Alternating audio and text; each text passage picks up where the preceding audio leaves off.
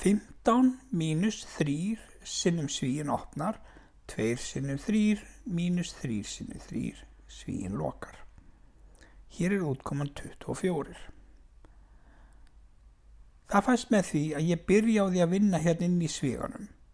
Hann er dálítið stór og ég sé það að hér margföldun, hér mínus, hér aftur margföldun og það þannig ég á að byrja á allri margföldun og deilingu áður en ég gerir plús og mínus. Þannig ég byrja á 2 sinnum 3. Það þessi 6. Nú mínus 3 sinnum 3 þýðir að þessi 9 mínus. Þannig að inn í sviganum stendur núna 6 mínus 9. Ég hef ekki ennþá losnað við svigan, ég þarf að koma á honum í burtu, þannig að ég geri þá hérna 6 mínus 9 og fæ þá út að útkoman mínus 3. Þessi 15, hann búinn að bíða hérna heilengi og það þessi mínus 3 búinn að gera líka.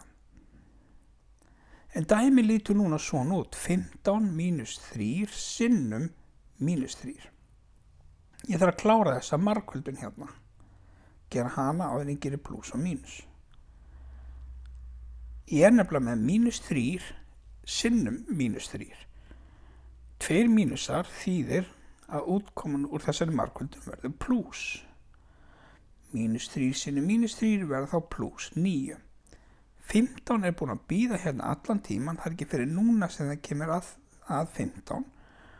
Þannig að ég legg þetta núna saman, 15 plús 9 og útkoman 24.